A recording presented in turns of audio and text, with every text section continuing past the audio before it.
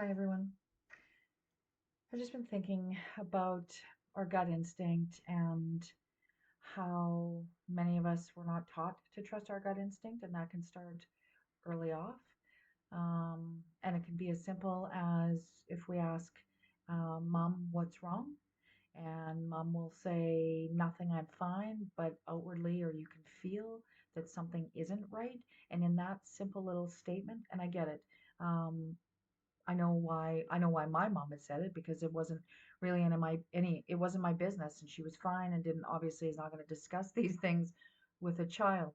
But it builds um that kind of connection of, oh, I can't trust my gut instincts. Um what potentially she could have said, and I'm not going backwards in time because it doesn't matter, and I don't, I don't have any blame or anything for that. It's just an observation. But what she potentially could have said, or in future parents can say this, and parents can say this, is that, when I'm not, I'm just having a moment. I got a few things going on, but it's nothing for you to worry about, and I just need time to process because we do not process we're not processing a lot of things. Life is so ridiculous and busy that we're just like busy doing with stuff, and some of it's stuff that we need to do, and some of it is just a pile up of things that maybe we don't need to do. And so if we trust our gut instinct, is the gut instinct telling us to weed out some of that, right? Or are we just kind of pushing through? Like many of us said, I just got to get through today, or I got to get through the week, those kinds of things. And so when we're saying that, that impacts our internal world, and it impacts how we view the world. So if I'm just trying to get through today, that means that I'm feeling obviously overwhelmed. There's a lot on my plate, and I'm not really focused on my well-being. I'm just getting through the day. And of course, this is always in varying degrees of, right? So with this, so much, there's so much distraction going on. There's a lot of things that are coming to light that we might have known peripherally, didn't really know. So there's a lot of new things coming out, I'll say, and that's important. And it's always been there. It's just that we're not paying attention to it. So there's a lot of energy of distraction, I will say. There's a lot of energy of um, awareness of things that are coming to light. So with all of that, it's kind of hard to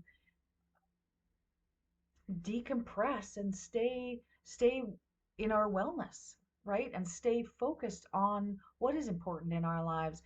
And because we don't, rarely do we write things down, and I'm totally guilty of that, of not focusing what we want and putting that on our fridge. Here's what I need to do today, or here's what I want to do today. Here's, what everybody else in the house needs to do as well. But to bring it down into that, what do I really need to do? What do I want to do? What is my gut instinct telling me that's going to be good for me and my family or my community, that kind of thing. So, with everything coming in, we're not taking the time to decompress. So, we're just dragging all this stuff with us daily. Daily. So, we're picking up all the external world. We're picking up our own stuff. We're not actually putting stuff down. We're not dusting ourselves off. We're just dragging everything with us. I've been there, done that, still do that at times, right? And then I kind of go, oh, wait a minute. Do I need to drag this with me? And so that's that taking that moment. But when we're so busy and there is so much external chatter and distraction, we forget to go, oof. And basically, we might sit on the couch at the end of the day and go, oh, well, I got through that day, and now I got to do that again tomorrow. But we're not actually looking at things in our lives and going, do I need to continue carrying this? Or it's like, okay, no, I can let that stuff go. And by letting it go, it's like I'm looking at the clutter on the coffee table, I'll say, and it's like, I don't need that old newspaper. I don't need this. I don't need that. I can tidy it up and put it away. And we need to do that mentally. We, a few years ago, I did a workshop. And one of the things that I researched was how much information that we receive in a day. And what I saw, one stat was, and I can't, I don't, I'm not sure where, what site it was, but they said it was 170. We are inundated with about, or have access to 174 papers of information. That's like external information. That isn't what's come, like that isn't even our information. That's everything that's coming at us. So then we add that into like it's just crazy. That's a crazy number. So when I read that, I thought, wow, okay, yeah, definitely need to weed out things in my life because I can't keep piling it in and I don't want to. I guess I could, but sometimes it mean just because we can doesn't mean we should. So in that, going back to my mom saying, no, I'm fine. So we're not taught, and I'll say we learn to maybe not trust ourselves, right? We listen. So it's like, oh, okay, she says that she's fine. So now this is my external guide, and now I'm going to stop listening to my instinct. And I mean, and that comes and goes and it depends on the situation. So I mean, it's obviously not just a clear cut clear cut way of thinking of things or looking at things. And of course, as human beings, we are um hmm, I don't really want to say complex, but we have a lot of things going on. And I guess, yeah, we are complex and we have a lot of emotions. And we just need to learn to embrace them and sort them. And so that is about trusting our gut. That is about discerning what is coming into our lives. That is about even discerning what I'm thinking about my life and getting through things or picking up the external stuff. So we're not really taught, or we're taught to kind of step outside of it and listen to others, and then we ignore the signs potentially. I mean, this is a good one. We all know the red flags on and listen to the red flags, but we need to recognize the green flags too. Because I want to recognize those good things along with the bad things, and I can still weed them out, even though whatever my is on my coffee table per se, or is in my mind, even if it is good stuff, it doesn't mean that it still has to stay or linger or whatever.